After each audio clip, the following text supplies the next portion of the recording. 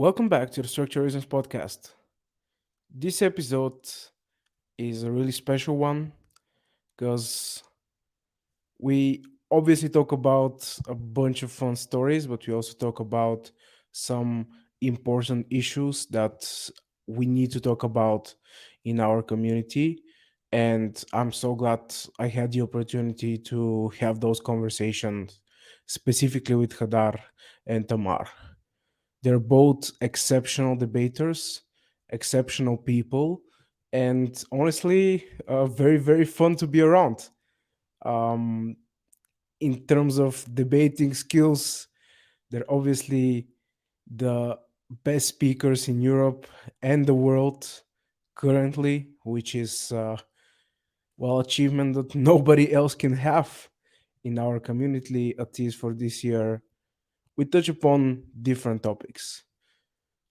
What I will say is, if you like this one, make sure that you give us a follow, subscribe, whatever you want to, so that future episodes that you also might like, you get the chance to actually see, which sometimes in this sea of information is not so easy. That's it. Enjoy this one. And if you don't have the time to watch it in one go, you always can go to the timestamps on YouTube, pick the topic that you enjoy, and give it a go. Maybe you'll stay for a little bit longer than anticipated. Welcome to the podcast. I'm very, very happy for you two to be here. Yeah, it's gonna be quite a special episode because we have a whole team, so we can ask even spicier questions. And if somebody says something that's not exactly true, we can get the other perspective. That's always fun to Truth is hear. subjective, Nikki. Fair enough. That is absolutely fair enough. So the first question I always ask is, how do you feel? Oh, loaded question. I think I promised Amal we won't talk about politics, so we might not be able to answer this properly. Oh, I feel I feel hesitantly hopeful, but Hadar disagrees. So Yes, I am non-hesitantly pessimistic. I think we are. I think that sums us up Yes, as a team. Okay. So context for anyone who does not know Tamar and me personally. If I'm Wednesday, then Tamar is Enid. Okay, that's the dynamics here. Um, I think our country is going towards a car crash, like head first, and it's not slowing down. I hesitantly believe it's slowing down. So there you go.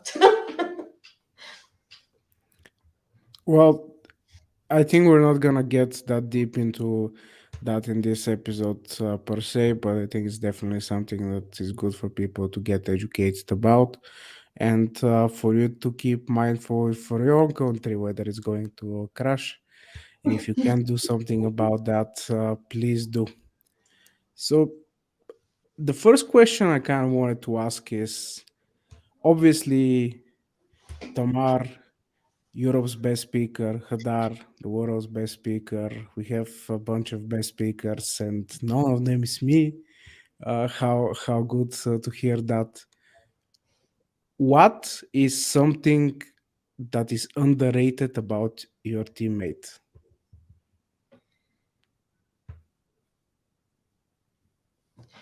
It's hard to say because I'm not sure what's not rated about them all.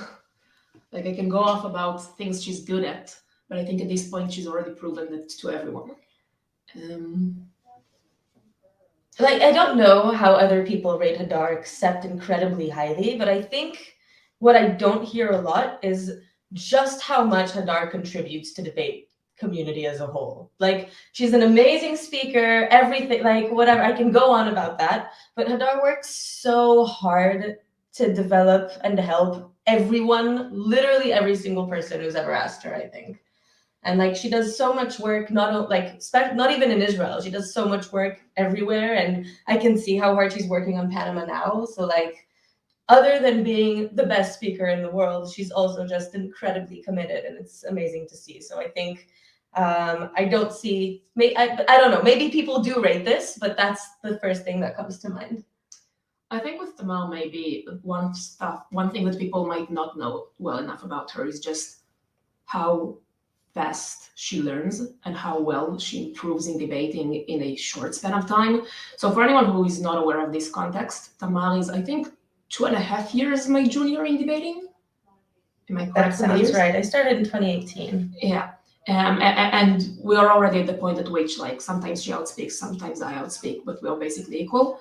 And I think a large part of it is, and I've noticed it a lot when we started speaking, is she never stopped. I think a lot of good speakers are at their peak, and I don't think Tamar has ever reached her ceiling. And I keep seeing from each to each competition, even in the short transition between Euros to Worlds, which was like 4 months, 5, the massive improvement that she still had to go through.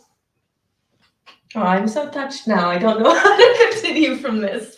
Yes, the other thing that people underrate about Tamar is just how soft she is. But this is, we like joking about this, but it is a good quality overall, because I need to be balanced, and I think Tamar is kind of our mental space rock to lie on. So yeah. I want to unpack kind of the last thing you said. So, when people think of great debaters, they usually talk about like, oh, if we had this great debater and that great debater, or maybe if we had like Dan Lahav speak with Harish, how that would look like, something like this. But in my experience, usually it's also a lot about how the two people work together, and there are always certain difficulties with different personalities, debate styles. You need to be adaptable to your teammate, and also kind of adapt your own style and what you focus on in improving when you are in a team, as compared to just what would make you a better speaker versus what would make you a better teammate. How did you go about this process, and what makes you a great team? Not lightly or naturally. Yeah, I will say, I think at least 70% of our focus prepping for majors or worlds or stuff like that was on how we interact and not just getting better.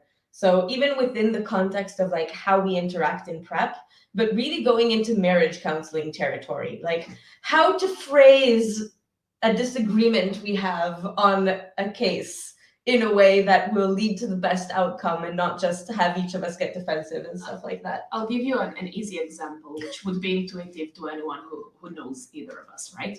I like bitching about motions. It's one of my passions in life. I think most motions aren't great. And in prep, it was often an issue because I would bitch about motions. And it's not that I would spend that much time on it, but it would be really uncomfortable for Tamar, for starters, because if I would say a motion is biased against us, when before that she wouldn't think about it, suddenly she thinks, fuck, the motion is biased against us. Which it took me time to realize what I should have probably realized earlier. I need to stop doing. In fact, one of the funnier facts you guys should know, so many people already know I'm economically right-wing. I try to very much flesh this out in debating because I think not enough people do. We made a deal before Worlds. Every single time I bitch about anything, a motion, a team, a call, anything at all, I need to donate 5 shekels, which is a bit more than €1, to a socialist charity. We were conditioning me to stop bitching. Yeah. Now, just to get some context on this, it's not like I think bitching is necessarily a bad thing. People should be allowed to bitch, but it personally puts me in a really negative mind space. I need like constant positivity, especially if we're in prep. Like, yeah, that's it. I can't engage with the fact that things are biased. I also just don't care. Like, things are biased, there's still a case to run, we can still do it well, maybe we need to work harder, but there's no reason not to work harder to try to win instead of like falling into the despair. So I really need that positivity, and then it was a big I think that's another big thing we worked on. another important point that many teams don't realize. While your debating partner is going to be your best friend and partner for any like psychological needs you'll have during a major, it shouldn't be your only friend. And sometimes, if you are different people that need different things, you don't want to force on your partner your own method of handling with things. So I did bitch during Worlds, just when she wasn't hearing. I did it with other people. There are plenty of people who are happy to bitch along with me. Let's uh, uh, let's explore this little bit. What would you say was one of your maybe earlier rounds when you were a team where you kind of understood we really need to change something, otherwise it doesn't matter how good individual debaters we are. I don't know. Like, we didn't do a lot of prep coming into Euros. Like, not a lot of prep competition. Yeah. So we didn't have a lot of like competition context. And then at Split, we had a big Yeah. we had a big thing because we came out of some round. I don't even remember what it was. Hadar probably remembers. And Hadar was really annoyed with the motion. And she kept talking about it, and I kept getting more and more upset about the fact that we were like shit talking the motion, and then eventually it blew up. For diplomatic reasons, I'll keep the motion secret. Nikki, DM me later. Yeah. Yeah, but I think then at Split we had a conversation sort of about like how to deal with it, because Hadar's coping mechanism is to bitch a bit, and that's fine, and that is the opposite of helpful to me. It just puts me in a negative mind space, so we needed to figure out how to engage with it, and I think we learned our lesson and quickly. So good. Yeah, I think this is something that I can definitely relate to, as most people that know us, me and Roman, are very, very different people from one another. Uh, Usually, he likes to be more social during major competitions. I am a little bit not so social, especially during the earlier days. So I tend to spend more time kind of chilling on my own, listening to music. He likes to talk more with people. And I think that's important to kind of fill out yourself within the team and be mindful of what the other person needs. So how do you get to that place where you kind of get better at understanding yourself in terms of how you react to certain pressures in a debating context, but maybe in general? I I really think, for me at least, the first step is be blatantly honest with yourself and remember that literally no one else needs to know this, because I think a lot of people, if they really ask themselves, they know their issues, they are just ashamed to admit them. And there's no reason to, right? Being ashamed of it and pretending we don't have them isn't going to make our inner demons disappear. It's just going to make us ignore them and let them keep growing. So, like, I think I had this, I started noticing this for the first time in Thailand Worlds, where I think at this point, not many debaters remember this, but before breaking on 20 points in Thai Worlds and winning DSL and everything, my partner and I finished day one on 3 points. We were devastated, fucking devastated. And I remember I had this talk with Tamar, because I think this is one of the things that also helped us kind of understand each other and our needs better. What I think was counter helpful for me, like, I don't know if counter helpful is English, but the opposite of helpful to me, was whenever I talked to most Israeli debaters, they would say the classic things that Israeli debaters say in these situations, right? Well, next time win every judge. There's no such thing as getting robbed. You can only rob yourself, yada, yada. And to be clear, to everyone who's Life philosophy. to be clear, to everyone who's hearing this, I think this is a very good method and philosophy when you practice, when you do spars, when you do prep comps. I think an important note is also just like time and context and tact. And at that moment, at least, my ability to learn from a given round after day one of Worlds isn't going to significantly matter for the outcomes. my mental state is going to significantly better.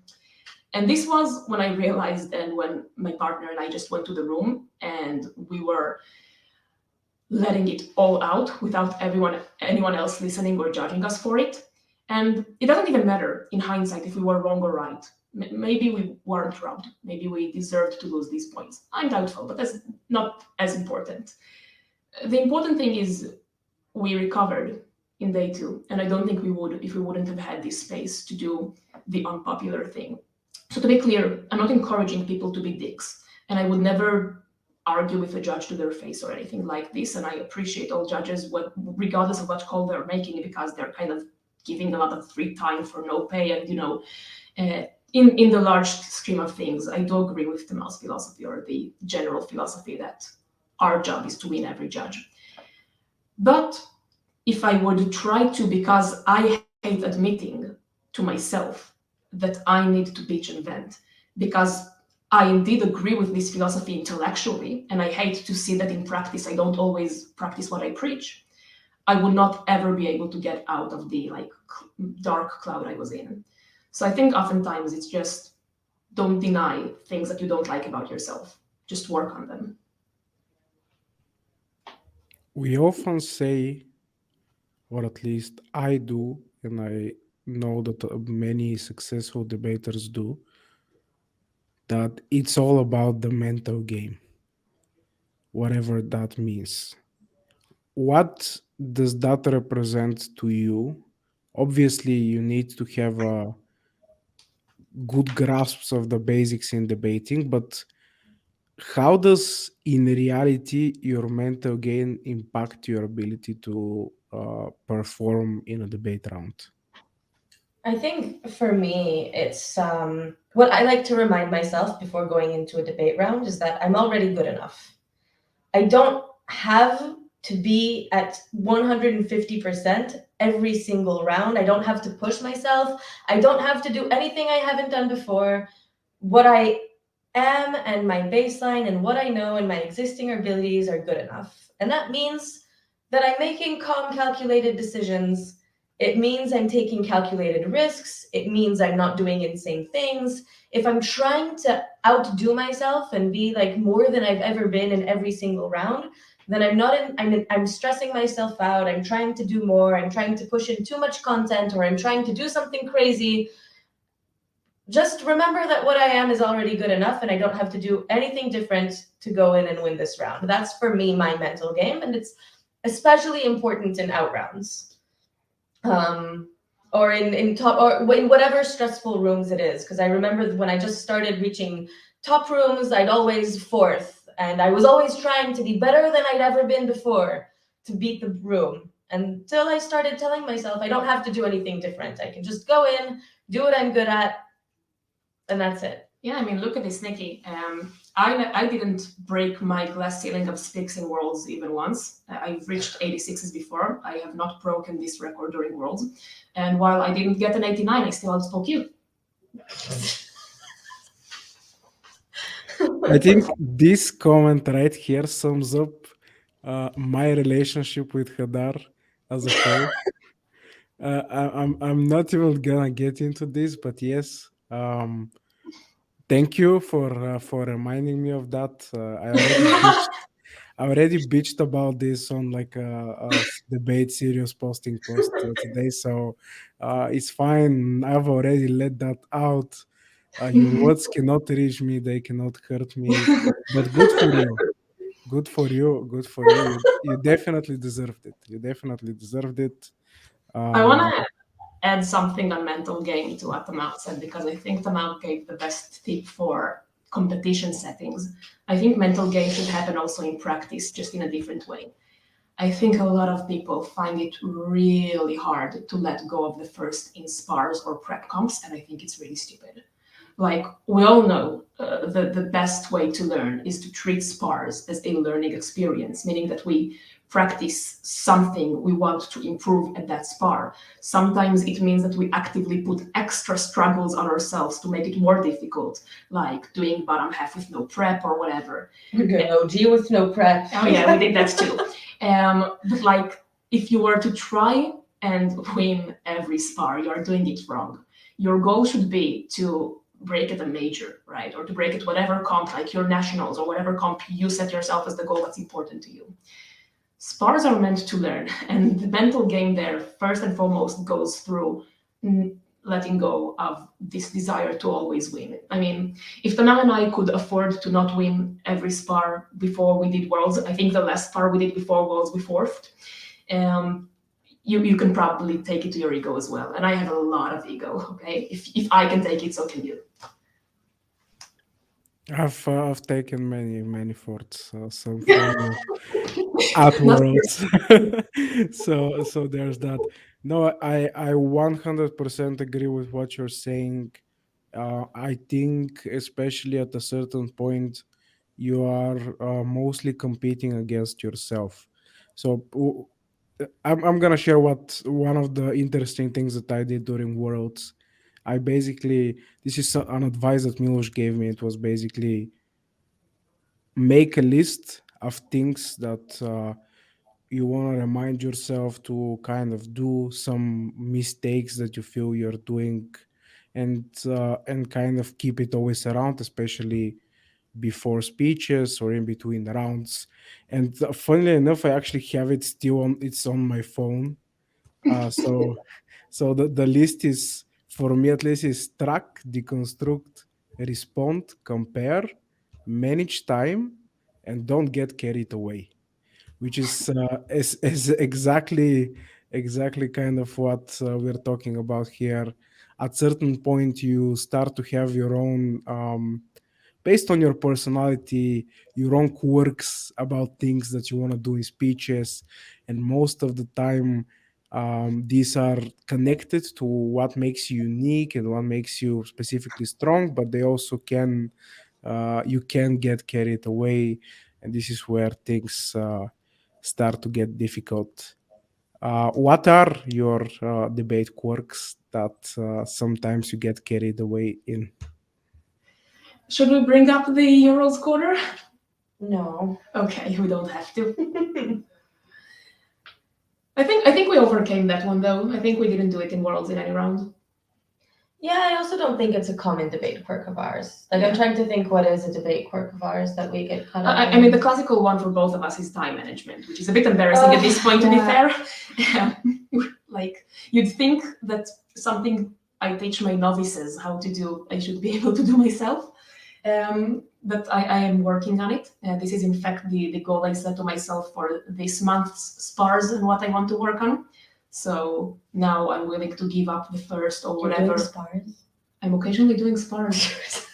Okay, cool. I'm occasionally doing spars. I did one. I did a couple of them last week in Tel Aviv. You judged them. Oh, yes, okay. That's not a spar, that's a That's a spar. Zaymun. It's a spar. Okay, fine, whatever. Whatever. Just to budge in for a little bit, this exchange that you just saw perfectly sums up your relationship and how you approach debating, and I love it. I absolutely love it. We can talk a little bit more about that, but yeah, Hadar, continue. So yeah, I'm currently working on it. My goal is to perfect it in a month or two. I think if I'll work exclusively and explicitly on that and be willing to compromise other things, then eventually I'll fix it. I also know all of the right practices to do this because I teach them to others. I just need to start practicing what I preach. What are quirks we have as a team? I think I've gotten lazy at rebuilding. Yeah, but you don't usually need to. I mean, I'm great. That's why I'm lazy.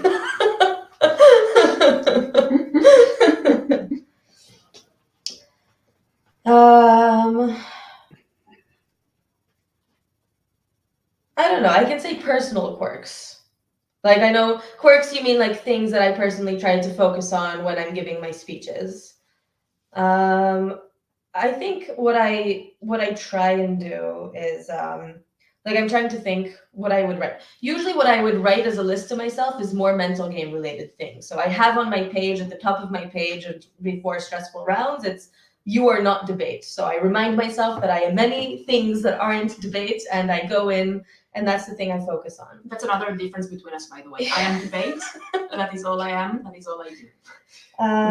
I think, and it's funny because now this doesn't happen anymore, but weighing was one that I would always write to myself because I didn't use to weigh at all, basically, and I worked really hard on it. So I would weigh, and I have this cheat sheet of weighings that I do that I write out during prep, and I write them out. So that's a thing that I write to myself, and I still do that.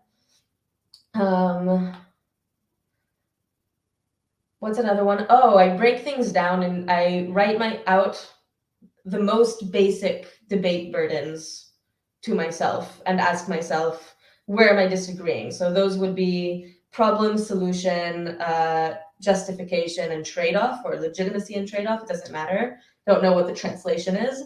But and whenever I get messy, especially for some speeches, which I don't, especially for some speeches, I really clearly ask myself, where am I disagreeing with each team? Where is the clash in the most basic sense of where the clash is?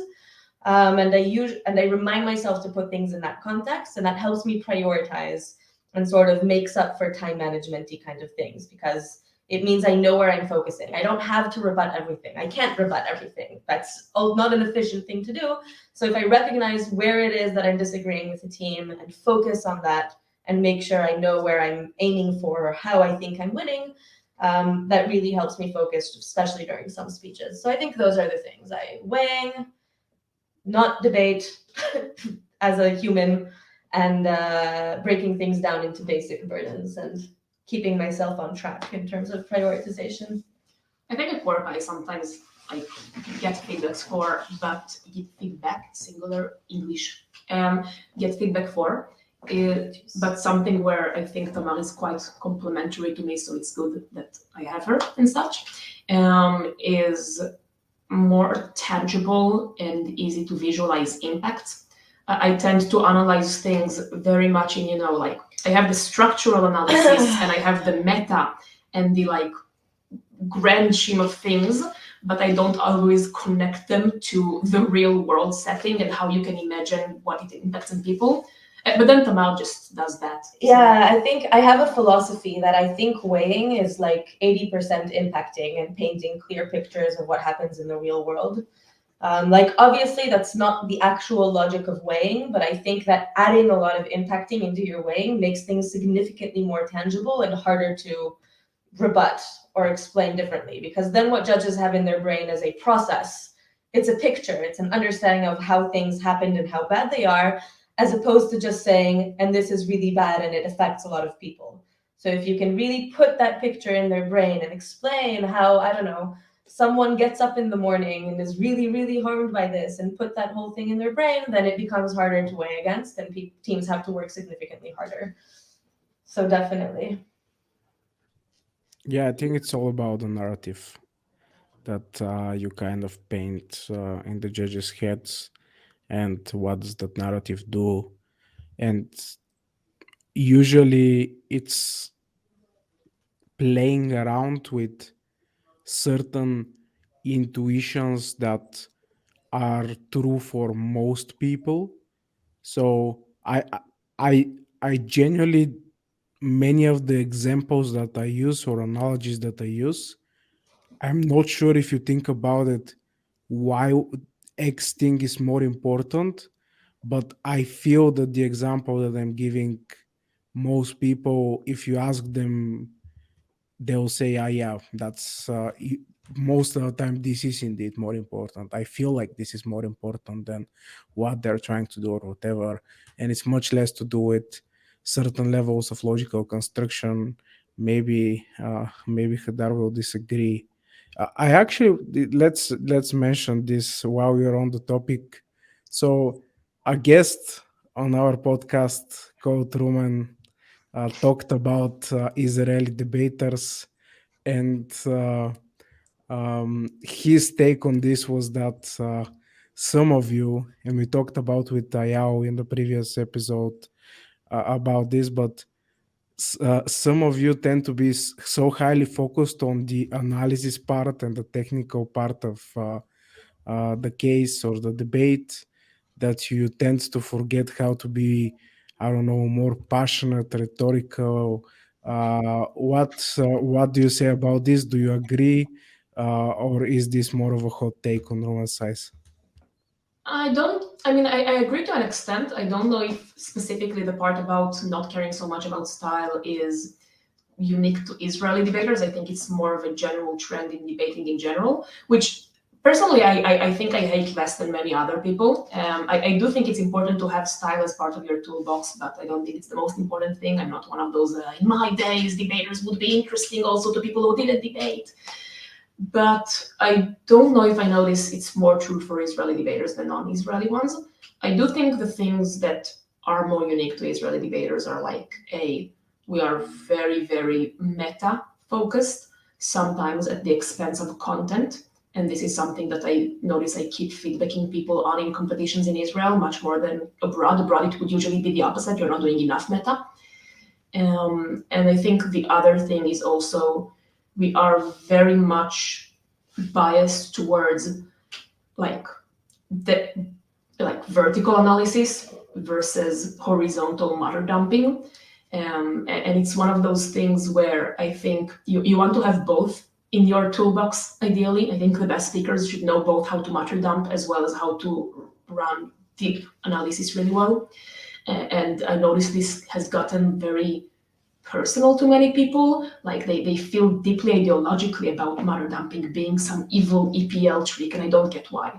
So this is one of those Israeli trends, I think. Could you elaborate for the listeners? What do you mean by meta debating? Meta debating is every part where you explain stuff which are not would not make sense to anyone in the external world, but are explicitly about the debate. So if I explain something like this case is off clash, this is a meta statement. It says nothing about the content, whether it's true No, or no, no, not. no, no, no, no. Here's where I disagree. I don't think that that's a fair definition. Like, I don't think that it's true that it means nothing. If I say off clash to someone who is not a debater, they won't understand. But if I explain why it is that the case isn't doing anything or isn't changing under the motion, and therefore it's not something that will decide the debate, that's saying the same thing in different words. And I think that that's all the difference, though. And that's usually also like the feedback I give on people trying to do meta is that they're not actually explaining why it's true. They're just making these assertive claims, right? So if you tell me in a debate their case is off clash and therefore it doesn't matter, that means nothing to me. I don't know if it's off. Maybe I disagree with you. Maybe I don't think it's off clash. Or maybe my intuition about what they meant is completely different from what you think they meant, and therefore that's not true. But if you explain to me why what someone is saying either doesn't change in the debate or happens anyways or isn't where we disagree or whatever, then I understand what it's supposed to be doing in the debate. So I disagree with the. So like many things, I both agree and disagree with Tamar. I agree in the sense that I think when you do meta debating, you should explain it and not assert something is off clash or there was a deadlock on top half and so on. I do think there is a distinction between debating about the debate and debating about the motion in reality. But when I mean meta debating, I refer to any statement that basically tries to help the judge the debate and explains to them these were the clashes, this is a deadlock, and everything like that. But what's the difference between that and weighing? Like I think when I weighing weigh, I'm also telling the judge you should say this beats this because it's more important. And I think that weighing requires analysis. Is like I don't know. I think I have a whole philosophy on the difference between rebuttal case and weighing being semantics, but it doesn't matter. Okay, I think, that part we agree on, though. I think we talked. Yeah. I know we agree, but I think the point is, I don't know what the difference between meta and weighing, except for we've accepted X things as weighing and these things are meta. I don't know what the difference is in terms of both of them are metrics for deciding what wins the debate, and both of them are things that you need to explain and analyze. Actually, I'll put it like this. Regardless of the interesting semantic debate we got into, fun fact, if you hadn't noticed already, Tamar is a linguistics major. So we have a lot of those. But putting aside the semantical discussion, I do think, regardless, the statement that Israelis do often too much meta and too little content stands, even if you blur the lines between what meta and content is. If I were to word it in Tamar's terms, what I would say is what they often do is give a lot of the right strategical frames on the debate without explaining them with content from within the debate. So the equivalent of saying off clash without explaining why. Okay. I don't know. I don't have as much international experience as Hadar, so it's hard for me to say any comparative statement on Israeli debaters versus I think it's both other a blessing and a debaters. curse. I think international debaters most often do too little of the meta, that they're kind of leaving everything for the judge to decide. Again, depends on where. I can't really generalize all non-Israelis as a monolith. But I think we are more biased towards the meta versus the outside. I think the balance is somewhere in the middle. Yeah, I think it might have to do with having a legacy of brilliant strategists. Yeah, I think a lot of people are trying to be done. It's not just Dan. I agree. It's Dan, it's Tom, it's Benji. It's Yeah. like Yep. all of these are brilliant strategists, and yep. Yeah, I know. I just remember a specific period of time in Tel Aviv where people were specifically trying to be done. When everyone would say note in the middle of their speeches all of a sudden, because Dan would say note a lot. My favorite is let's be sharp on burdens. Yeah, no, I think my take is the following. I agree that outside maybe of the Israeli circuit, there's definitely a lack of meta debating.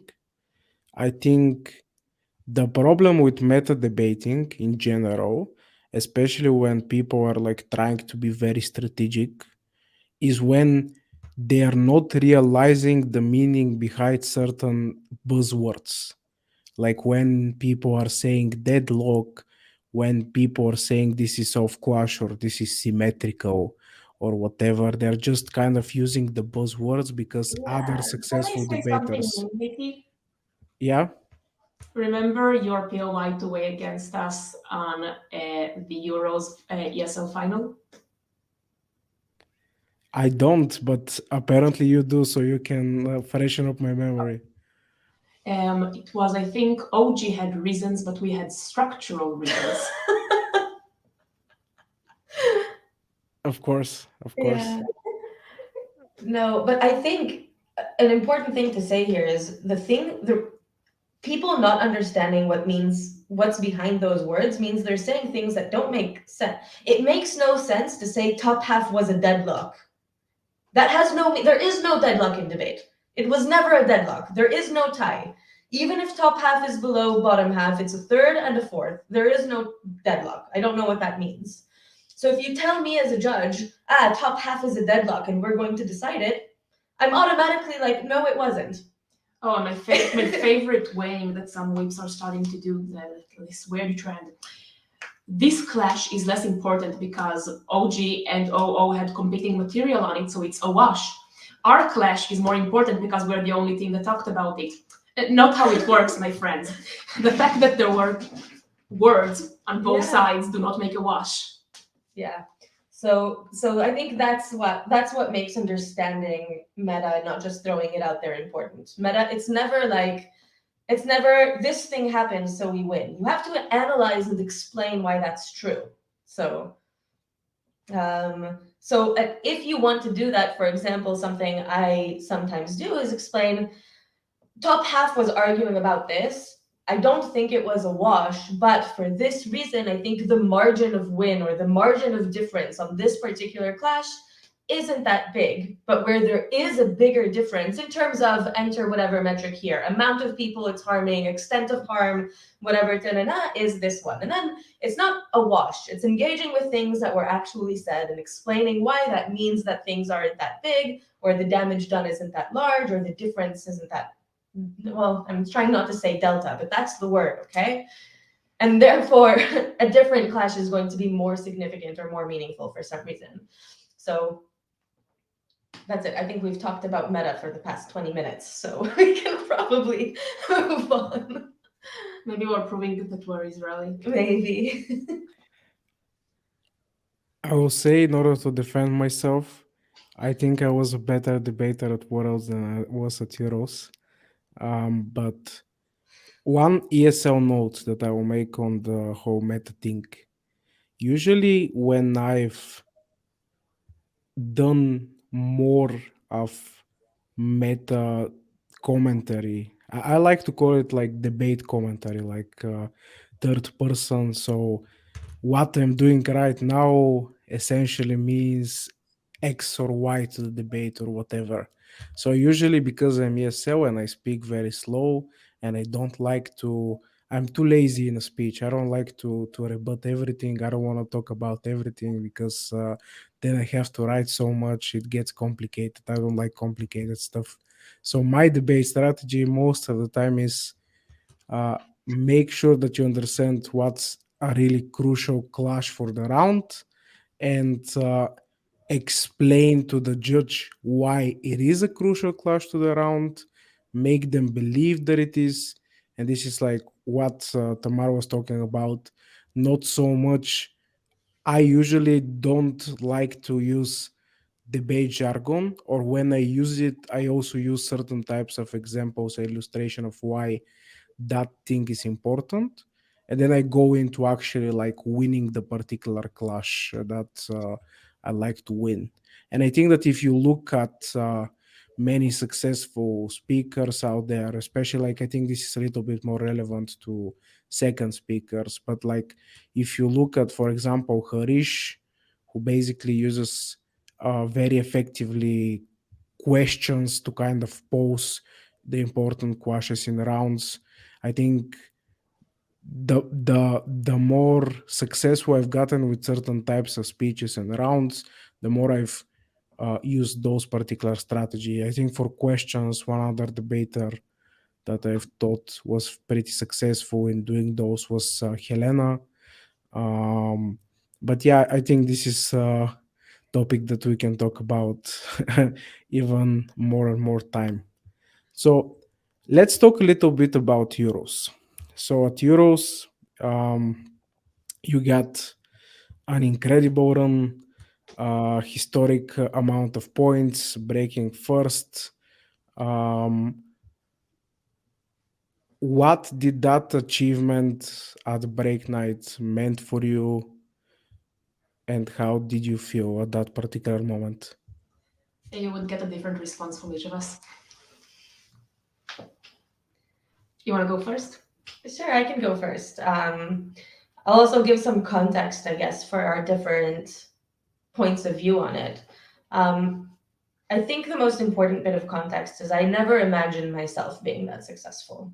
Like, it was not the background I came from. Lior and I had come off a very successful run at Euros. I'm not saying it wasn't successful, but it wasn't expected. I didn't see myself as a debater of that caliber or in that place. Lior and I had always struggled, had always broken from the bottom.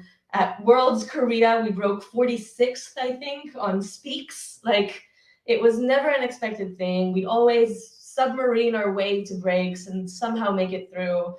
And then we had a great Euros run and it was amazing. And then Hadar asked me to speak with her next Euros, and I said yes, but we didn't have that much prep. We didn't do a lot of competitions. We did some mainly spars on weekends, and I didn't know what we were or how we were compared to other people debating at the time going into Euros. I had no idea.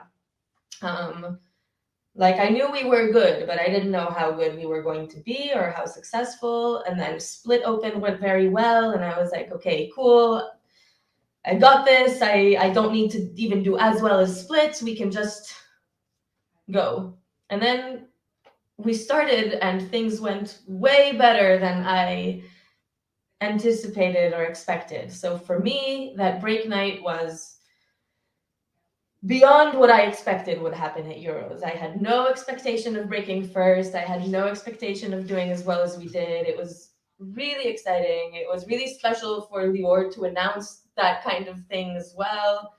as far as I'm concerned, and I was happy at that point. Like that's what it meant for me. I felt like I was a part of the group of debaters that I was trying to be and that I had strived to be and that I didn't know if I ever could be. So I think that's what Break Night was for me.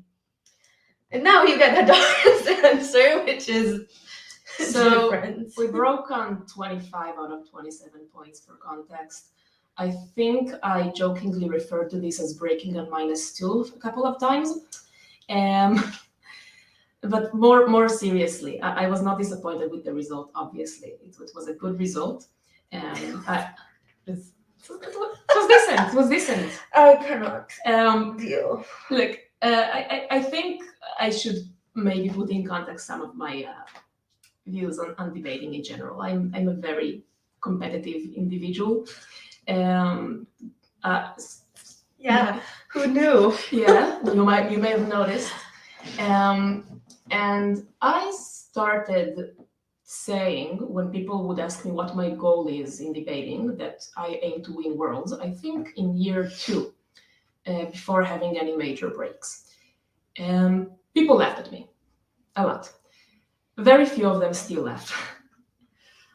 I think while I realized that I might be antagonizing a bunch of people while saying this, uh, I believe my confidence has been a double-edged sword in debating, in the sense that, sure, everyone can speak of the downfalls of ego and how it harmed me, and I'm conscious of this, and Tamar will testify, I worked very hard to improve on that front, and I think I did improve on that front in Worlds quite a bit. Definitely. However, people seem to forget the other side, and this is maybe worthwhile for some of the like women and non-men in general watching this, right? As a coach, I notice how confidence issues harm a lot of debaters, especially gender minorities, but not only. Like, I think people being afraid or thinking they're not good enough or losing like grasp of themselves while they speak or trying to outdo the room because they think the room is so great that they can never win it, so they are doing crazy things, is harming them. And I do think that my perhaps exaggerated confidence has also served as a useful tool on many occasions in my career. And to my fortune, I have one of the least egotistic partners to balance me out. So in that sense, we were kind of a good match because Amal kept me grounded and I kept reassuring her that what the fuck, she's an amazing speaker and she needs to appreciate it more. So I was pleased with our break result in Euros. I was not out of my way pleased, I think, as much as Tamal was. I was very happy for Tamal, however. I was mostly taken very, very badly when we dropped in quarters. Justifiably so, by the way. I have 0 calls of the call. We fucked up. That happens. And that's fine. That's part of what keeps me moving forward and aiming for new goals. I think sometimes, especially at the beginning of your debating career, or if you're coming from a whatever background, I think even for me in Rumen Auto, like we are men, like we came from ESL background, we came from a community where there weren't many active debaters at that time. And like we talk about this in a different episode, but we did feel out of place, like fish out of water. And I think like whatever circumstances, if you're struggling with confidence issues, if you don't believe in yourself, most of the time there's not many other people who can. So you need to be that. You need to be your biggest supporter. And as you would support somebody else, you wouldn't support them as too much. You would want them to continue improving, and this is the same way that you should treat yourself, especially if the world or the debating community or that judge is telling you you shouldn't, or are showing it by giving you bad results, bad speaks, and things like that. So at that moment, when obviously like you drop at you end up winning the ESL final, which I think especially that year is underrated achievement, because a lot of times people think ESL is just like, or maybe they don't say it, but they think it. Let's be honest, like they think Oh no, ESL. no. As someone who opted out of the open breaking walls, I can tell you they say it very loudly, repetitively to your face. Yes. Um, Open, you don't make it out of that quarter. Um, Maybe you don't want to tell any details about what kind of snapped wrong in that round, or if you want, you can talk about this. But my general question for this is, how do you pick yourself up from something like this, and you go on and essentially uh, make an amazing run at Worlds, making it to the finals, being one of the best speakers and the best speaker in the world. Tell us about that experience, because I think it's something that people can draw inspiration from, regardless of what are the things that they're struggling with. Again, you're gonna get very different answers, I think. Well, the first thing I did is I knew we fucked up the second we finished speaking, basically, and I was very upset. And I knew I had another round that I had to get myself together for because I can't break down now. We have the ESL semi. First thing I did was find Lior and cry at him a second and just let myself be upset. Like, yeah, I messed up. I have to let it out a second. I have to acknowledge it. And that's a thing I find very difficult doing. I hate being upset. I avoid negative emotions at all costs. So I have to sort of force myself to do that. And I remind myself that it doesn't mean that I'm a bad speaker. Having a bad round is something that happens to everyone, and it sucks when it happens in an important round, but it doesn't mean that everything else that happened didn't happen or that I can't give good speeches, and sort of remind myself that it's okay. And the last thing I do is literally just remind myself of all of the things I have going for me in my life that aren't debate. So I literally walked out and listened to music and thought about the fact that I was moving in with my girlfriend soon after I get back from Euros, and that was the thing that I was looking forward to. And right up until like looking at the tree and appreciating how pretty it was in the sunlight and all sorts of stuff like that, just getting myself out of the mindset that debate is the only thing that has value or gives me value in my life. Um, and then I let myself just let it go. Like it becomes less critical or less terrible. It doesn't make it not terrible, just makes it less so in a way that's manageable and I can get over. So you might get the exact opposite response from me. My response to failure and getting remotivated is eyes on the prize. At this moment, two things were clear to me. A, I have a point to prove. I am going to win ESL. B, Euros is a prep com for Worlds. This is what justifies it all in hindsight. It means that this was a necessary downfall that we had to take, which is good that we took then rather than in the real game. And I think both of these helped me keep my eyes forward. I obviously also had many people who were incredible and helped me at the time. Milos was a very significant support mechanism throughout. I can't take away credit from Aniket as well. I cried on his shoulder way too much, even if we're no longer dating. Tamar was also quite good, I would say. But yeah, I mostly, when I lose, I mostly get motivated by needing to prove that it is not reflective of me, that it is incidental, and that I am in an aggregate a winner. So after Euros, you're going to Worlds. You're obviously very motivated, eyes on the prize. What are some of your best memories from that competition? I have a soft one. Euros or worlds? Worlds. Oh, I have a wholesome one, and it's out of the ordinary for me to be wholesome. yeah, I'm surprised. I don't even know where you're going with this. We were, I think it was before the open semi. We were chatting with Matt and Ahmed, and we were speculating together what will be the next motions. And we're like, oh, there was no Spanish motion in the in rounds. Oh, but they had Latin America. Oh, but does it count? Anyway, I think I said something around the lines of, but will they set, like, we discussed this. Most of the things to set about Spain are like what? Separatism, Catalonia, Basques, whatever. It seems a bit too overdone for an out round. And then Matt and Ahmed mentioned that they could set something about Franco. This could be out round material. And we were like, oh, fuck, we did not case file Franco. So Matt goes, oh, no worries. I can explain to you everything you need to know about Franco for debating purposes in like 5 minutes. And then he did.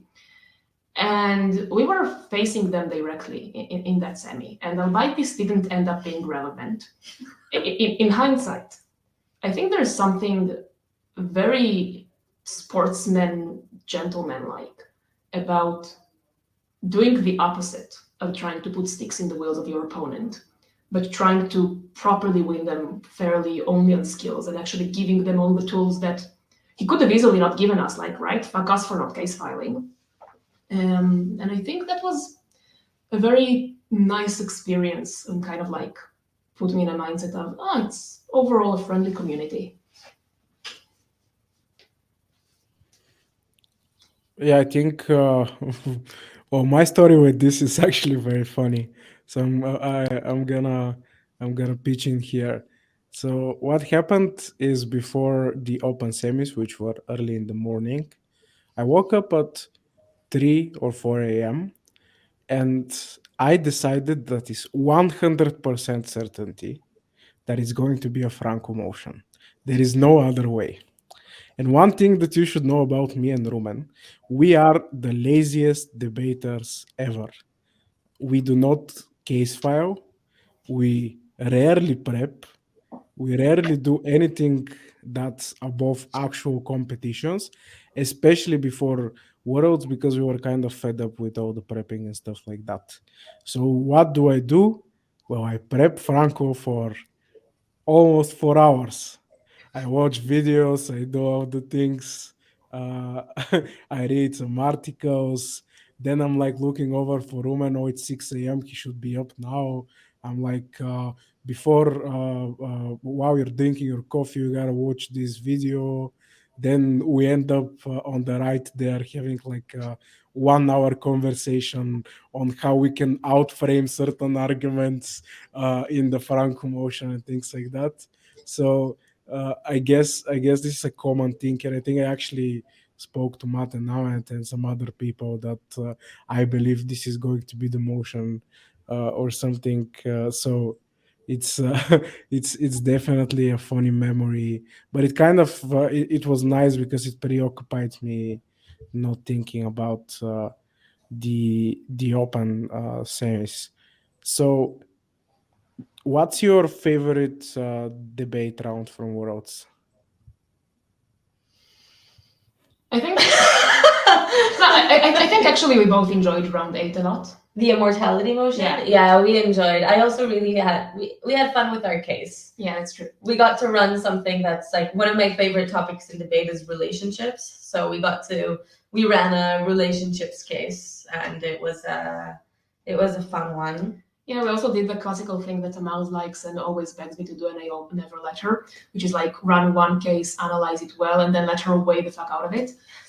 It works. I will consider it works from bottom half. I have thoughts, but never mind. Yeah, I mean, what else? I really enjoyed the Latin American round, but mostly because I really enjoyed our case. I think Tamar really didn't enjoy it. I can't, it's the one round my brain won't even internalize. The common currency one. we ran something about less corrupt governments, right? Well, not only less corrupt governments, but mostly we just ran that when countries decide for themselves, they're going to make I stupid don't know. decisions, and when they're going to It was an econ/IR round, which are the two things that I don't prep. So So I another don't context know. is I'm an amazing Jew. Tamar is a terrible Jew. I love finance. Tamar hates it. I don't know. Whenever there's econ, I tell Hadar, tell me what the bottom line you're running is, and I will explain why it wins. That's all I can Seems do. to So work. I don't even remember that round. But I enjoyed data journalism, and I you did didn't. not. I did not enjoy I it round at all. enjoyed the data journalism round. It was such a race to the middle. I hated it.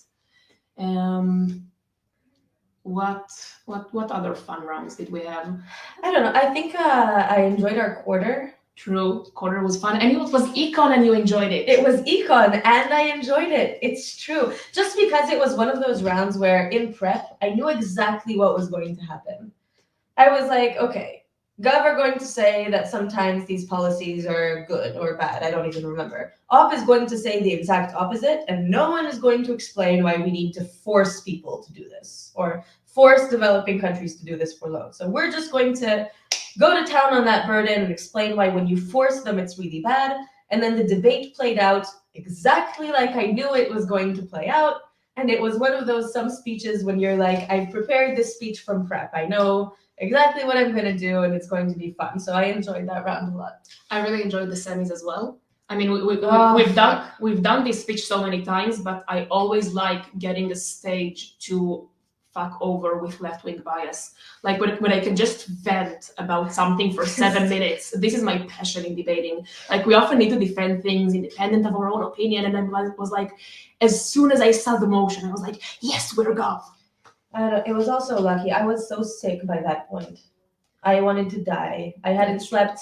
I was very sick, like physically ill throughout Worlds, and I peaked around semis, and I had slept like 30 minutes during the night, and I was like, I just need everything to end so I can go sleep. So I think I would have, in theory, enjoyed the semis if I was in any way alive during the semis. We definitely enjoyed the semis. I think my first reaction to Rumen was saying, well, I don't know what we're gonna do, but we're definitely on the right side of history with this one. CG. But mentioning the quarters, so obviously that was a controversial round. I think you were the only CG to go through, if I'm correct. Possibly. I think you were. I mean, I have to double check that. I'm pretty sure. So, did you have particular thoughts on that motion? Was it um was it op heavy in your I opinion? mean, Stage is all yours. Go for it.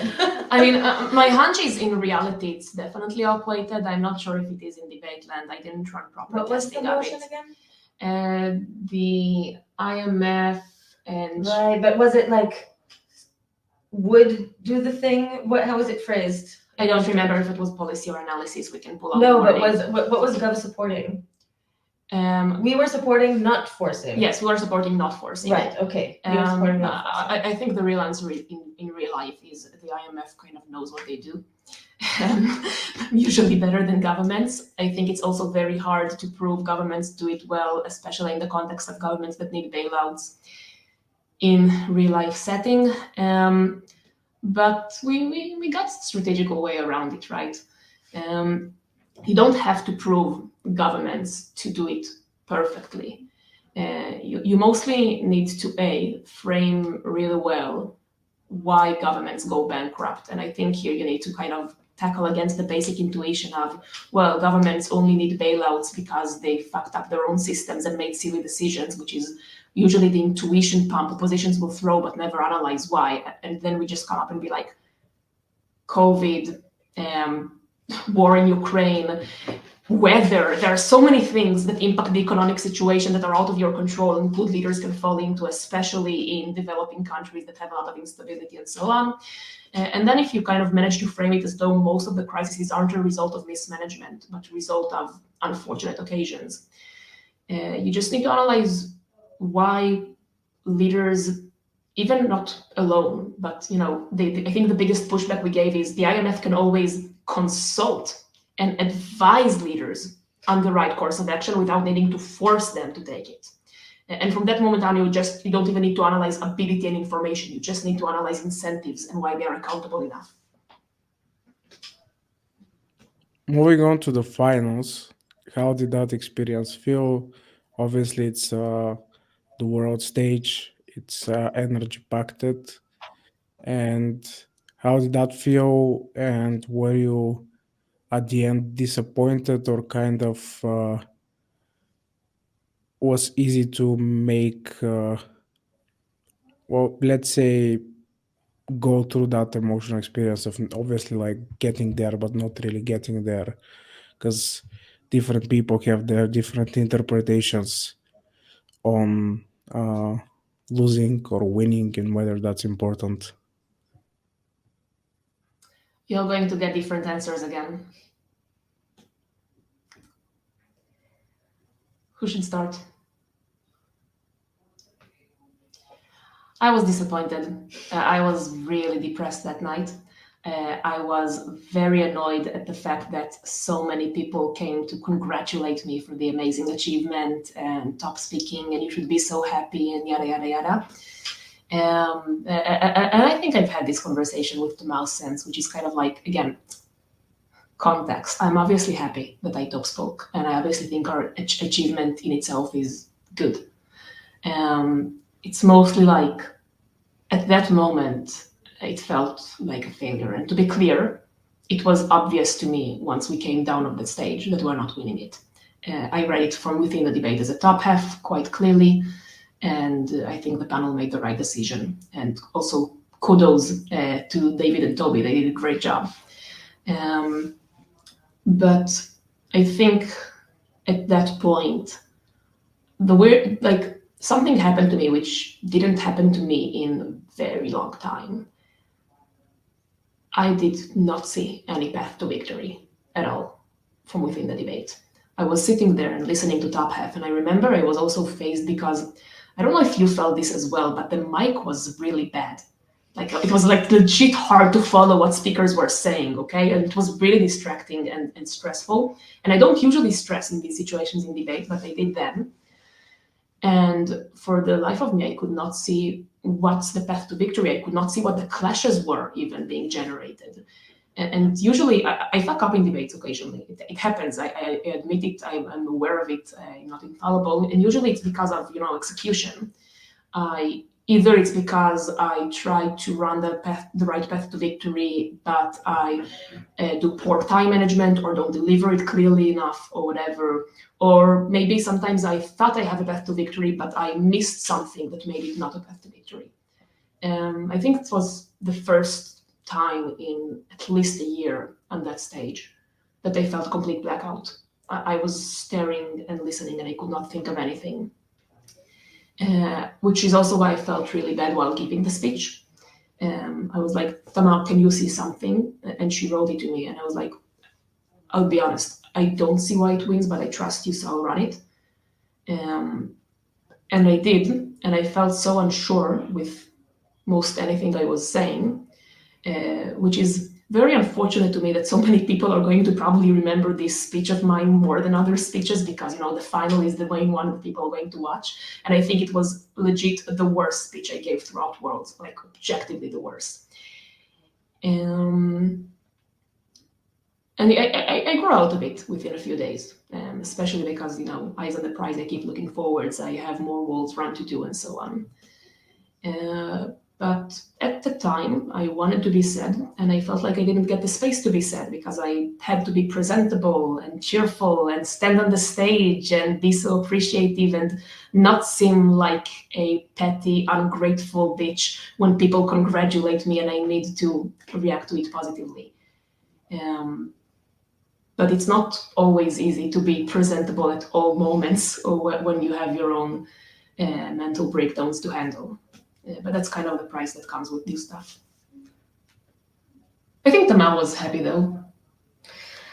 Here's the thing. I think I'm going to say things that you haven't heard before, so Okay, go it'll on. surprise you. Like, here's the thing. I was happy because I compartmentalize things. So I was already happy that we were in the final in the first place. Like, we're the first Israeli team in the final. When we were announced, I was crying. I was so excited about it. Like, it was already something I was happy about. Um, and the reality is, I was upset by the final. I was upset from prep. Our prep was bad. We didn't we didn't understand. We didn't have a clear reading of the debate from prep. We were CG, which makes that worse because CG is our worst position. I hate CG. It's the worst thing in the world, in my opinion. And I wasn't sure how we were going to win top half. Hadar was stressing, so I couldn't also stress because that would have made things even worse. So we did what we could in the moment, and I was also like, I was already happy that we were in the final in the first place. So I think it was easier for me to engage with that disappointment in a way that doesn't ruin everything for me. And and that was that. And like, we finished and I was disappointed, and I have similar feelings about the specific speech because I'm like, ugh, I hope this isn't the speech people remember me by. I have such better speeches that I like that are available. So I think that those are better, and it is upsetting. And I think the difference is, I what upsets me is never outcome. It's always how well I did. That's why I feel worse about my world's run than I do about Euros, even though on some objective metrics, you could say I did better because I felt I was my best at Euros and I didn't feel like I was my best in Madrid. And that's what got to me. So if I had gone up there and given my best and done what I could and lost, okay, so sometimes you lose because everyone else is good. But the fact that we went up there and we didn't do what I felt was our best was upsetting. But I think I was still happy. Like, I still felt like I had achieved something. For me, the goal, I separated my goals. My first goal was to reach the final. My second goal was to win. They weren't combined. So as far as I was concerned, I'd already reached one amazing goal and had that achievement. And I didn't get the other one, but I'd already achieved something. And I think Hadar just didn't have that separation. For her, the goal of reaching the final was to win it. Yeah. And I think that's the difference. I think it definitely hurts at first. For me, I kind of like envisioned this as my last workouts before going to the tournament, so it's kind of mentally prepared. I felt like I had a revelation for myself to kind of be like, I guess I've always, as a person, over focused on the results and have been mainly motivated by achieving certain results, which on its own is not particularly bad, but in my case, it has prevented me from enjoying particular processes and from enjoying the moment or having that perspective. And at that moment, I felt like this is certain like a big lesson for me, because what I thought about comparing it to many different debate achievements that I've had is that most of the time it didn't feel that much different looking back, whether you particularly won the tournament or didn't win, because it was mostly about certain moments that I particularly enjoyed. Even like doing this show, uh, I get much more excited about talking about particular rounds and speeches than I am about when I won this or how I did felt this and that. And I think it's an important lesson. So once I think you kind of learn to deal with the process on your own, then you can make the decision of what to do next. It's a legitimate decision to continue pursuing. I think it's a legitimate decision not to do it. And it's but I think it's important to realize that you shouldn't do it for the wrong reasons, and you shouldn't feel over pressured. I think this is something similar when I talked about what was the mentality of Dan and Ayao going into 2018 Worlds. And I think it seems like you felt what you felt, but you kind of go through your own things, which is good. So the interesting question now is it official? Are you going to the next Worlds? Well, Tamar, I can't deal with the pressure. Um, it's a tentative yes. It's a tentative yes. I just started a new job, which is very stressful and very intense. So it does still depend on some things, but the general sense is that, yeah, I want to. Like Hadar wanted to from the second. She was never done. It was mainly always a question of whether I was done or not. And I thought a lot about it and I consulted with people, and at the end of the day, what happened was I found myself 2 weeks ago watching a workshop for second speakers because I felt like I wanted to get better. And I realized in that moment that I'm not done. I like this. I just like the game. It's fun. I mean, I'm trying to get better. I want to improve at things. I want to do it. And obviously you can claim that you can always do that without going to Worlds, right? You can always stay involved and go to competitions, but I enjoy having that goal. I enjoy having a big competition I want to achieve something in, and I love the game. It's fun. I want to get better. I want to get better at time management. I want to get better at weighing from top half. I want to get better at the strategy. I enjoy it. And as long as I'm enjoying it and I still want to do it and I'm excited to go and see people I enjoy seeing, and I enjoy the process with Hadar, and as long as I love it, why not? And I think when I realized that that's why I was doing it, then I was like, yeah, I want to go for it. I'll say something very uncharacteristic of me and fully agree with Tamar here in terms of my actual reasons to doing this again. I want to win, don't get me wrong, I always want to win. But this is not the reason I'm doing Worlds again. I think I owe Dan somewhat for kind of setting me straight on this one, because I basically talked to him after we lost the final. To just kind of hear his perspective and consult about future worlds and so on. And I think he said something which makes a lot of sense if you think about it. The moment of winning or losing is a moment. And the effect it has on your mental well-being is large for a few days, and then it gradually decreases into nothingness until it's in the back of your mind. I'm no longer upset about losing this final. The preparation for Worlds lasts for months and months. And this should be the real metric you consider whether doing it or not. If this sounds like work to you and you're busy and you'll not enjoy it, don't go for it. If you had fun doing it in the build up to Worlds and you want to go through it again, then fuck the win, do it, it's fun. And I think this is probably the right way to look at it. Yeah, and I mean, that's what I end up remembering. You asked me about Euros. Like, I remember my best memories from Euros is being in the room again and again with the same teams who are my friends at this point and all of the banter. Like, my favorite moment at Euros was Novak sitting you down for that POI a second time in round Oh 6. my God, like, Novak. just it was just fun, and that's so much more No, fun than like the moments of whether you win or lose. Or my favorite moments for Euros are speeches where I felt I was giving good speeches and enjoying it, and like implementing things that I had like learned, and it doesn't even matter what ended up happening later. When I look back on Euros, that's what I think about. Can I say my favorite moment of Euros, because I've been mocking Nikki a lot and this would be upping him a bit. When in round 6, Nikki and Rumen POI'd our closing to point to the judges that they are doing an EPL extension on us. And I think this was the biggest moment of like ESL partnership there, and I really dig that.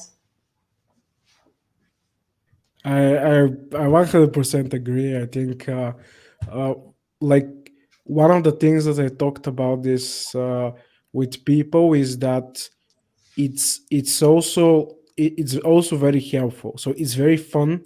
I obviously love the memories, but you have to understand that like going into a big moment and having somebody that you feel you're they're a friend that you can talk banter is kind of it takes away a little bit of the frustrating emotion of what is happening. So, like during around nine of worlds, when we were waiting for the motion, we start talking some banter, just like prepping next to each other in Bulgarian and in Hebrew. Uh, which is always fun, and like we have all these different moments, and I think that's definitely a big part of it. Like even if you ask me, like around four of worlds, the top room where like me and Rumen go batshit crazy, and we get the fourth. It's like I remember this memory as like very fun memory because I was like, Roman did not oh, in Wonder. I was yeah, but even he laughs about it because I was so like pushing myself to believe what Roman is trying to say and kind of gaslighting myself into believing it's a good case in order to whip it.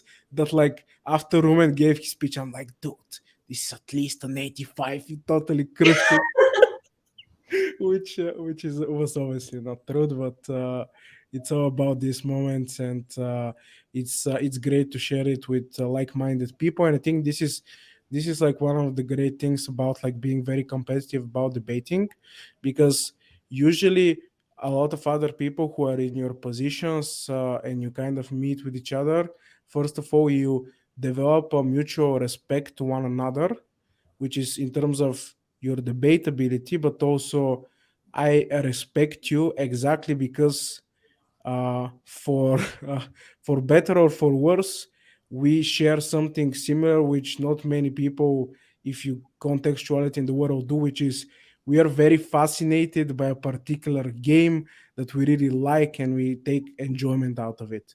And like just by this small characteristic, I feel very connected to you and to other speakers that are doing this, and this is kind of a big deal because then it kind of allows for having a general friendship, having good conversation, and having a good time. And goddamn, if this is not life, what life is about. So obviously, that's uh, that's great. I don't think I have anything to add on this particular topic. I guess a small interesting segment that we have to have is and kind of this moving on to the next thing, the GOAT conversation, the greatest of all time. We've had multiple takes on this podcast. So, what are your thoughts? Who are uh, they, or the person, or the team? How do you approach this debate?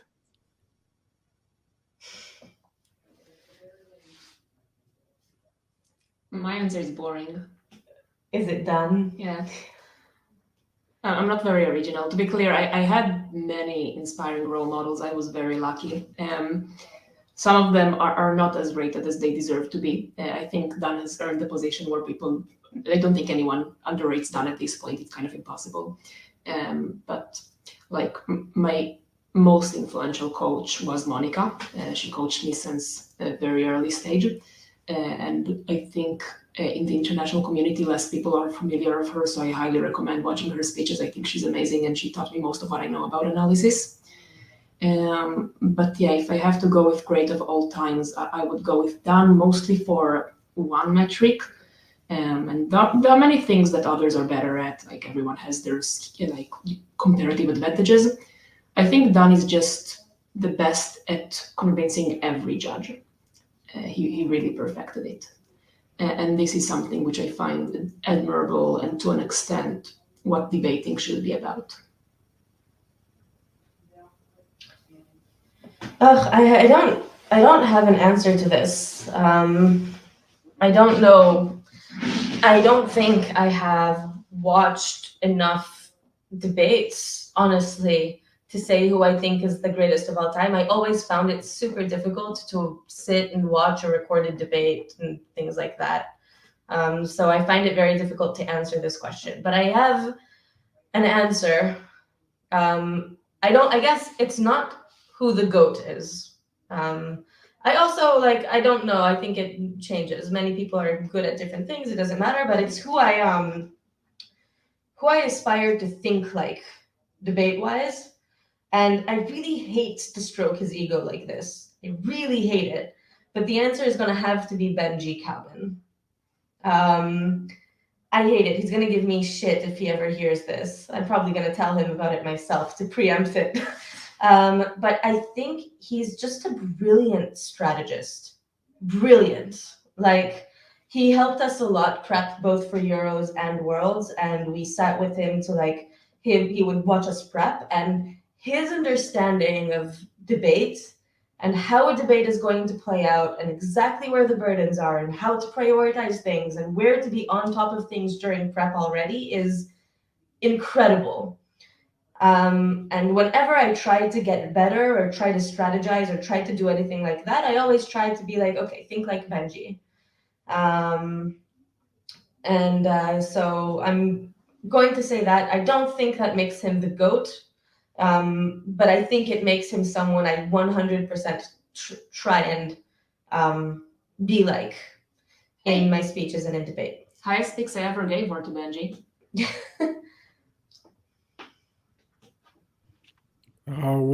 I actually have a Benji story, so this is interesting. So I'm not close with Benji. I think I met him like only a few times, and we had only a few conversations. It was mostly connected to the academy we were doing in the Balkans as part of like Athens UDC. But so many people know that like the story of me and Rumen starts with me giving five structural reasons to Rumen why we should do competitive debating. But in reality, the story goes a little bit back. So before like I decide to do this debate stuff, I'm pretty much over with competitive debating. I'm only doing like academies, organizing stuff in Bulgaria. And I meet these people, the CAs of Athens UDC, that are doing workshops, and I have these conversations. And some of these conversations were with Benji. What makes you do this? What makes you debate? His general thoughts on like the community and stuff like that. Not, he probably doesn't even remember this because he spoke with like hundreds of people back then. But um, essentially, I remember this. I don't even remember like the specific things we're talking about, but just like meeting somebody who's uh, he has such a great energy. He's so nice. He's so like He was faking comforting. Yeah. Yeah, Uh, he definitely was faking it. Uh, probably no. Like you can see that he has like a certain sass about him, especially when he speaks. But apart from that, he was like very welcoming. And so interesting part of this is like this is Athens Euros, and this whole thing motivated me to actually go out and seek a debate partner and try this debate thing. And after our first debate achievement, 2019 Oxford, uh, I actually texted Benji out of the blue. I'm not sure if he's ever responded to my message. I think he did, but like we weren't like actively talking or something. I felt so good, and it felt like I need to give back some of that energy because it started with a conversation. So I texted him back and was like, "Thank you. We actually like made this big thing." And it's great, and I think like um, I'm not sure who is the goat. Maybe we'll never decide, but we should have more Benjis in our debating community, and we should have people who inspire others. 100%. And I think, like, I was joking and everything, but Benji is one of the people who have been most supportive of me from afar or close throughout. Like, he made time to sit with me in Lior And when we were at Worlds Korea, he would and we broke or we were in the final rounds, he would call us all the time. And even up until this Madrid Worlds, right? Every time I was feeling unconfident, I would ask Benji if he has a few minutes, and he always found some time for me, even though he's a very busy person, and he always answered the phone, and he's very supportive. And I think one of the things I'm most grateful for in the debate community in general is just how much support I feel like I've had from Benji and from all sorts of people who I feel like really pushed me, whether it's Miriam way before we were dating, or Tom Manol, who's like a good friend who always like pushed me forward, Shulman, who was my roommate when I was like nothing, when I was in my second year of debate and would find time to watch debates and work on things with me and all of that. Like, I had so many people supporting and push me forward throughout this, and so many people telling me to get a hold of myself when I lost confidence. Idan Bressler's favorite thing to do is send me screenshots. After successes, he'll send me screenshots of me breaking down. Like 2 weeks before Euros, I messaged him being like, Idan, I don't know how to sum anymore. I need you to fix it. So his favorite thing to do is to screenshot those messages and send them to me. But even then, he'll always answer like, okay, we both know that's bullshit, but I'll help with however I can. And like so many people rally around all the time. And I think that's one of the things I'm most grateful for about this community. Definitely. I feel it's worth mentioning because we've been throwing out a lot of Jewish names.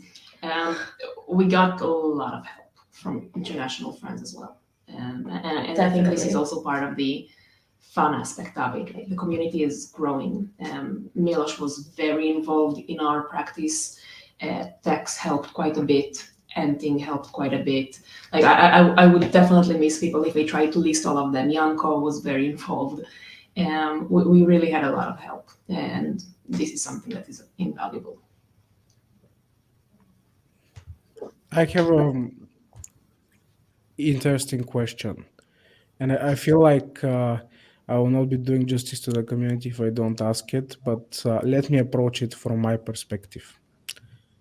So, from my perspective, you guys were always the team to beat. You are great. Like, I wouldn't say I feared you, but I was definitely like extra motivated when I got you in a round. I was always looking where you are in the top. I was obviously happy for you, but I was mostly focused on you're going to do great and I need to do better. And like I've seen you as like, I mean, I don't know, not sure if like rivals is the best word, but definitely as very respected competitors who I wanna like challenge myself against. And obviously, like when you broke top at Euros and Tamar became uh, best speaker in Europe, and then Hadar became best speaker in the world. For me, it was kind of like, yeah, I mean, sure, of course, that's great.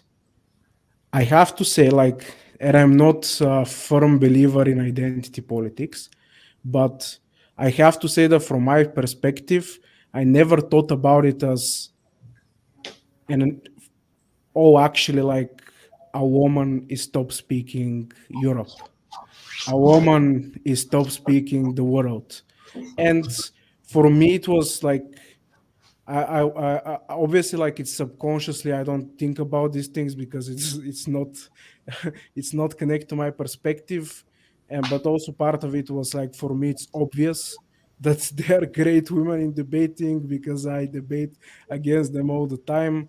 But we have to talk about this, and I obviously am not the right person to talk about this, so we have to ask the question: uh, what has been your perspective as a woman in debating, and what do you think kind of this means for the community?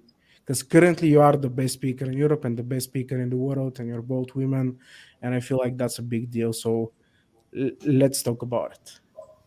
Like, on a personal note, I'm really happy for someone to fucking say this for a change. I know people mean well, But I really hated that the main thing I heard for a while after Top Speaking Worlds was, what an amazing achievement for a woman.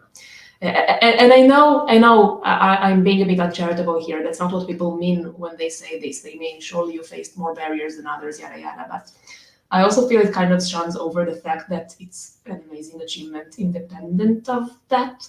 Like, I finished on an average that's higher than most top speakers previously.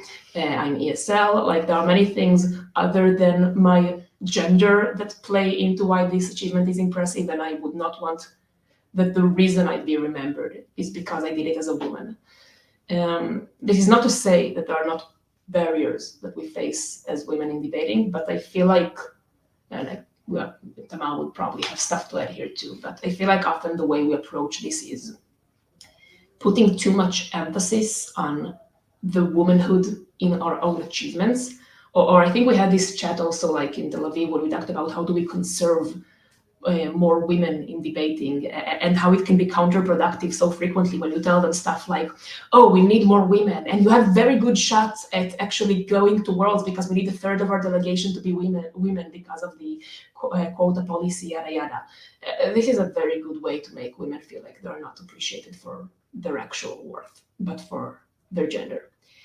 And I think a lot of policies in our community are like well intended but reach this outcome.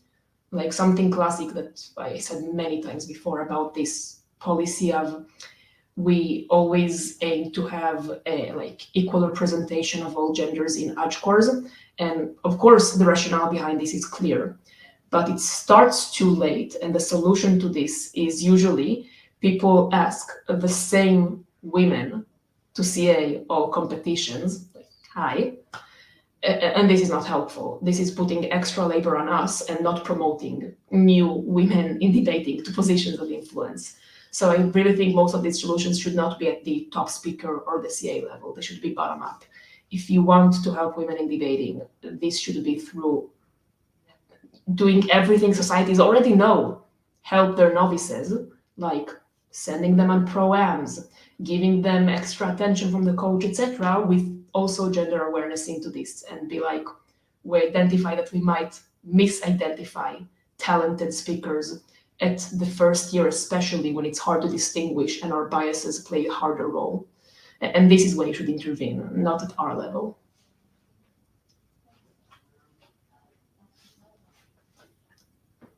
Yeah, I don't know that I have a lot to add. Like, I started debate at Hebrew U, and Huji always had great female debaters. Like, when I joined, Netta and Miriam were the team at Huji, and they were a team of two women, were amazing. And Tal Mendelssohn was also still involved, and she was great. And we weren't short on women, but what I did notice was that I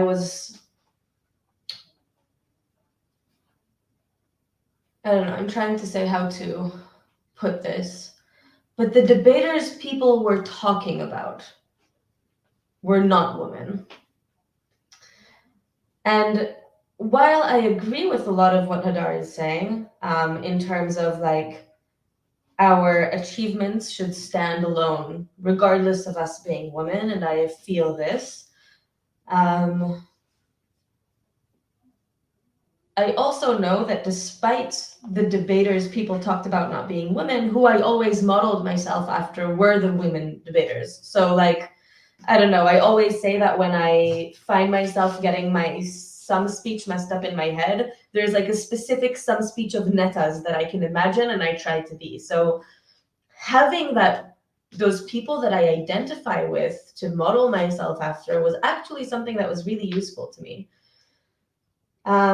So I think my take is that while I would want our achievements to be appreciated in a standalone way, I also think that it's important to have those role models. And I know that you agree with me.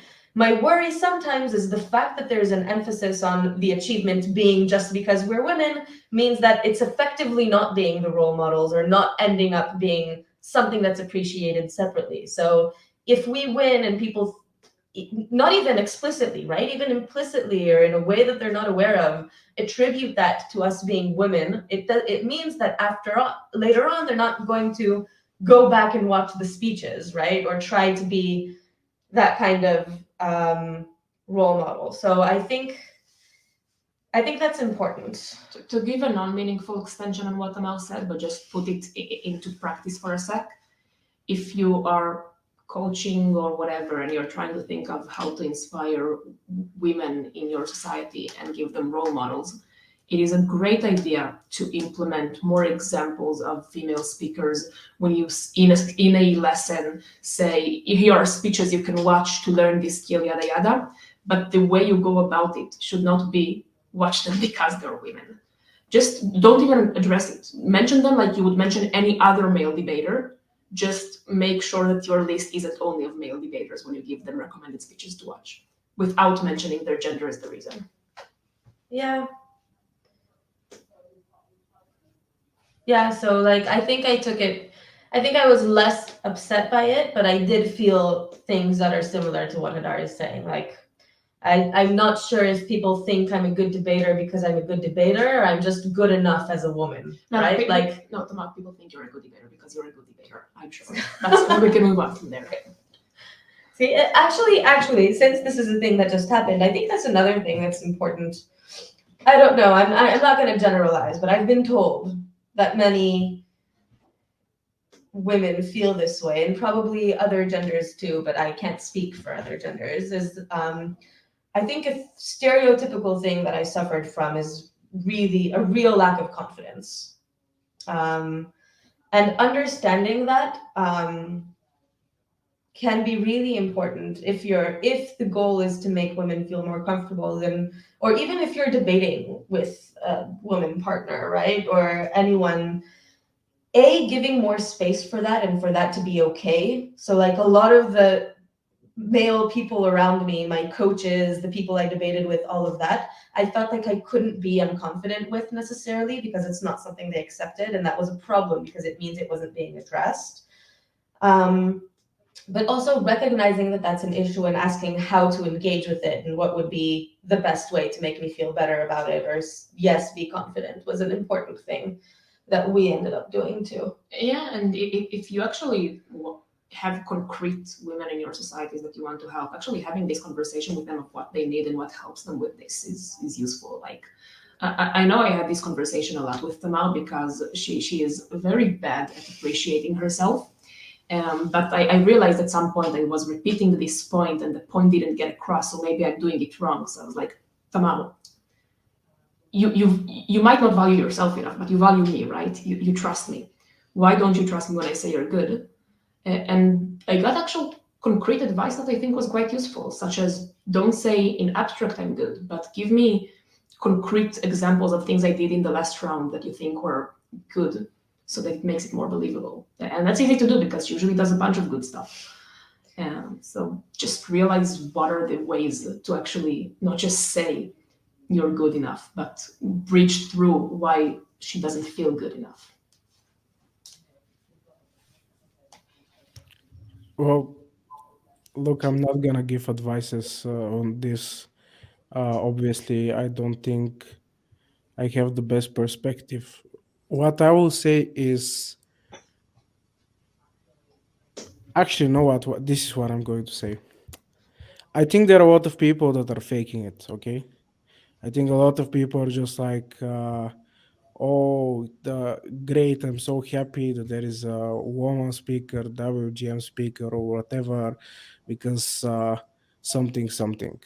Nobody's really thinking about like why is that important, or uh, uh, whether like actually examining their own personal biases and feelings, but rather just like saying what is appropriate to say. So in many cases, like I don't think it's very natural, and I think like this is where um, um, let's say you do uh, support like policies, whether in a debate context or whatever, that are meant to help but don't really help, or you say stuff that are meant to help but don't really help.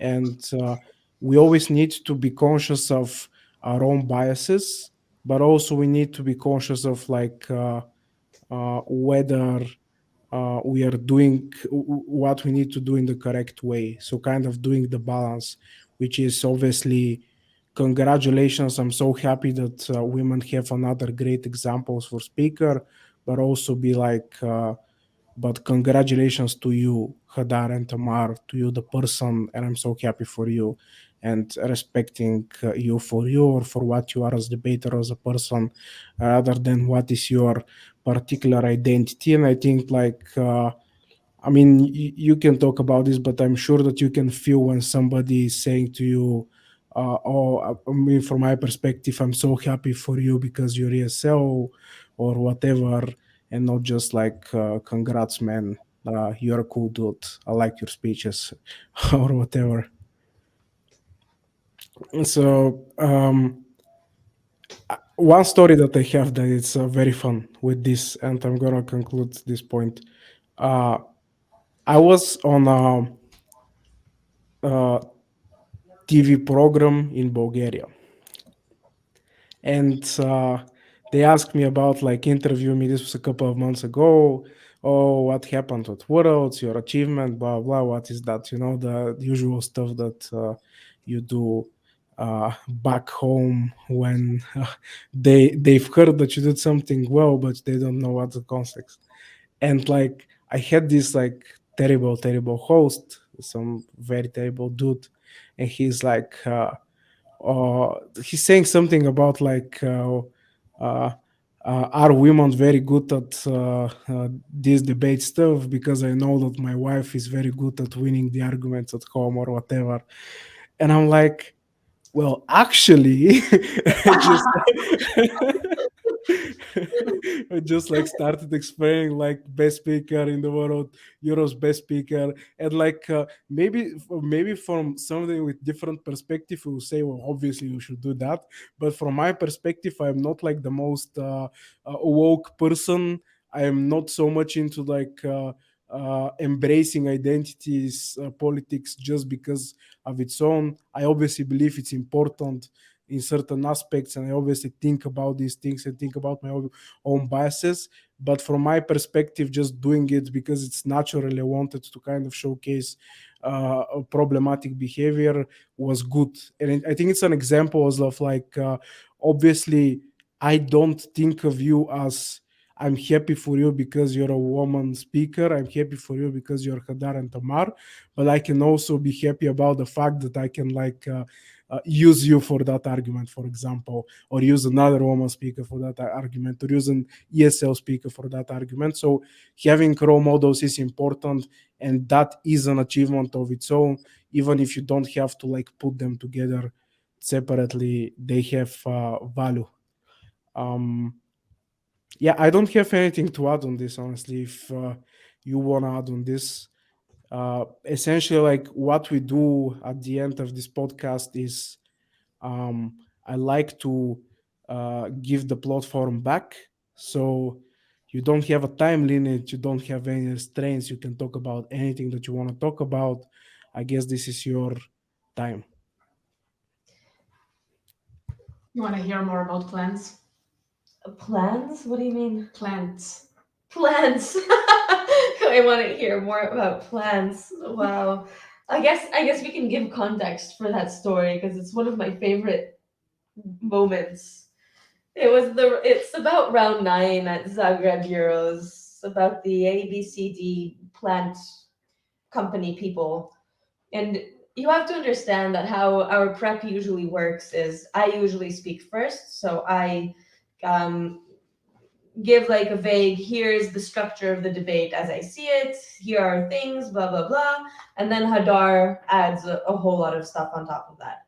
So we start the prep as usual. And I start and I say, okay, here are the clashes I see in this debate, and here are things to say. And Hadar's like sitting there smiling, she's patient, last round, listening to me. And then I finish speaking after like a minute and a half, and Hadar looks at me and says, I did a whole high school biology project on grain. I feel like Tamar is underselling my achievement here, okay? It was not a high school biology project. It was an external project I did at Tel Aviv University at the Botanical Garden for 3 fucking years. It was almost about to be published before I was hit by a bus, which kind of put an end to this, but that's a different story. I know a lot about grains. Yeah, so basically, Hadar goes, I know my shit about grains, and I go, well, why the fuck did you let me speak for 2 minutes?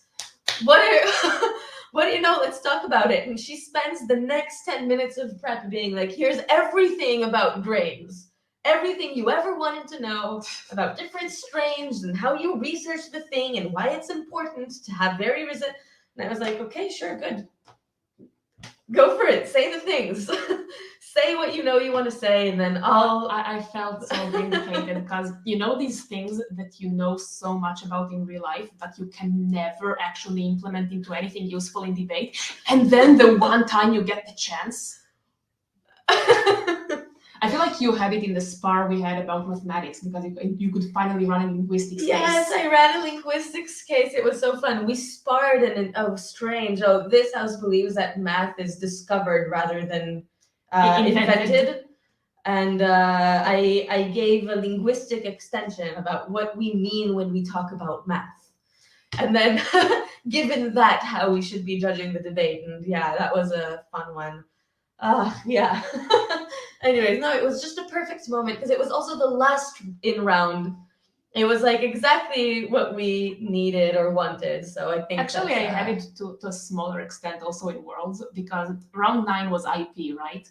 And just a couple of weeks before Worlds, I did a take-it-home exam on IP law, which meant I spent 12 hours writing about IP. I threw up IP law out of my sleep, I swear. And it finally gave me a chance to take it all out, which was very nice. Nice. I was Nice. gonna say I remember a specific linguistics case that me and Roman did at around six of euros that took me by surprise. Yeah, wow, we really weren't expecting that. We took a second to be like, oh shit, English. Yeah, that is odd. We should have come up with We it. should have come up with it, yeah. I don't know, Yeah. but I guess thinking through all of these things, something that I just thought of that maybe I'd want to share and give back, and you can decide if it's interesting enough to be part of the podcast after, is that I think my favorite speeches or some of my favorite experiences are when I take something I experienced in real life and I translate it into something in a debate because it means that I have engaged or thought about it in real life and processed it enough to be able to explain it or give it as an example. And I think I enjoy doing that and about like many things. And I truly believe that there's an interesting way or in-depth thing to think about almost everything, or if you want, a debater way to think about almost everything. So like another example I'm very fond of is I watched Inventing Anna, which is just a TV show, like nothing debate wise, but I thought about it and I had conversations with friends about how interpersonal relationships are really interesting in how they affect how we how interpersonal relationships manage to get professional people to let their guard down so much that she managed to scam them out of things, right? And how once you're friends with someone, there's a much higher threshold to when you don't trust them because you have more to lose because they might be offended, or you trust them more so you think that you can bypass things and all sorts of stuff like that. And then at some point we had a debate about whether it's good or bad for companies that founders stay on after they go public. And we got to run something along those lines. So it's not one-to-one, but it's saying how when people have this interpersonal relationship with the founder, it makes it significantly harder to apply the accountability methods that exist in order to make sure the company stays healthy or profitable. And that's the kind of speeches or the kind of cases that I really, really enjoy. It's like looking at something not debate related, just a part of life, just everything, and then managing to understand or generalize it in a way that makes it impact means it impacts other things in ways I hadn't thought of. I had it most recently in a comp Tamar CA this weekend, actually. I wrote the motion for you. Aw. Not really. No, You no. wrote it for Anna, I'm not gonna lie. It was very obvious you wrote it for Anna. Literally, her name was in the info slide. Basically, without too much context, the motion is this is the 90s. You are a couple of Russian migrants in Israel, and you have a 5-year-old daughter. Named Anna. Named Anna. This house would educate her to integrate with the Israeli community rather than stay like separated as a Russian within Israel. And not many people know this about it. I am of Soviet descent. This is part of why Nikki and I get along. So I had so much to vent about my dad. And really, this was a therapy session more than a speech. I just had 7 minutes of, I was an op, yeah? And my framing was, look, government gives you a lot of very nice things about why she will be happier if she integrates. But who the fuck said we care about our child's happiness? Let me tell you what Russian parents are like, right? And this was so fun. Yeah, it reminds me about the time I had just gone through a breakup. And we debated emotion about like, oh, if we could push a button and stay in love, do we prefer the button exists? And I was like, hell fucking yeah. Here, let me have my own personal therapy session in this debate about why being able to choose who to love is the best thing ever. So it was in a competition I see it, by the way. This seems like a trend. Yes, well, maybe this is a good time to tell you that is heavily governed by this motion. You told me this before, and you're right. Yeah. So. I think that the lesson from this is empathy is very important in life, and it's very important in debating. I would say undervalued in debating, but it has to be a real empathy. So it's not about like running a minority extension because you can easily sell that it's a vulnerable group. It's about being really empathetic to the actors that are concerned within the motion. And if you really are empathetic, it's going to be make it much easier to create a narrative of how they would react, feel, etc. But also think about creative and I would say just outright strategic things to actually use in debate rounds. So if you're obviously, I mean, if you have to explain to you this, maybe you need to generally think about being a more empathetic person in your life.